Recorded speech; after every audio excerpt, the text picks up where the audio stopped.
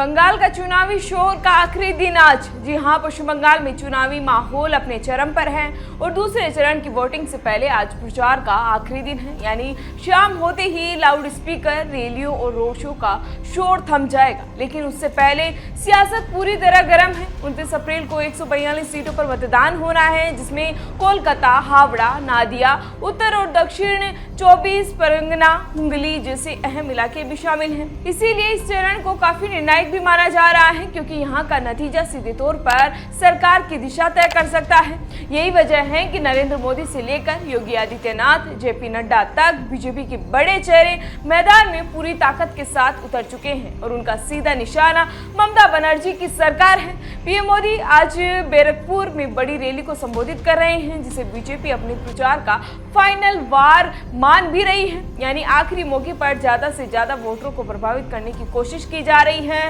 वहीं योगी आदित्यनाथ दिन भर अलग अलग इलाकों में रोड शो और जनसभाएं कर रहे हैं और बीजेपी का दावा है कि इस बार जनता बदलाव चाहती है। दूसरी ओर ममता बनर्जी भी अपने अलग अंदाज में जनता से जुड़ने की कोशिश भी कर रही है।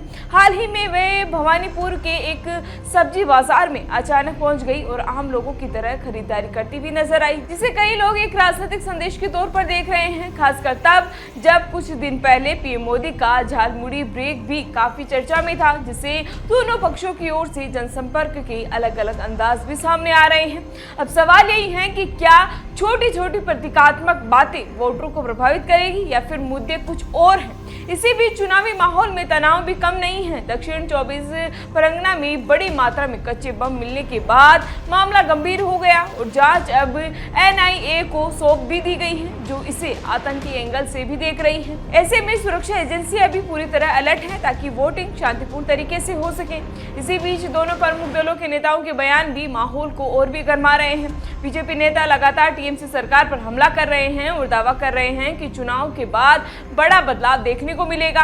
वही टीएमसी अपनी उपलब्धियां और जमीनी कामों के आधार पर जनता के समर्थन की मांग कर रही है और विपक्ष के आरोपों को राजनीति में प्रेरित भी बता रही है।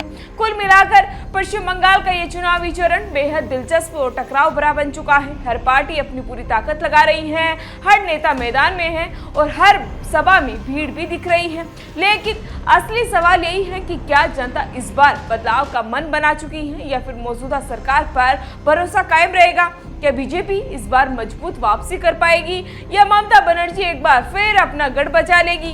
क्या बंगाल में बदलाव की हवा है या दीदी का जादू बरकरार रहेगा। इसका जवाब तो 4 मई को आने वाले नतीजे ही देंगे। लेकिन तब तक सियासी हलचल, बयानबाजी और रणनीतियों का ये खेल जारी रहेगा। फिलहाल इसी तरह की चुनावी अपडेट के लिए बने रहिए हमारे साथ और देखते रहिए द इंडिया मूव्स। नमस्कार।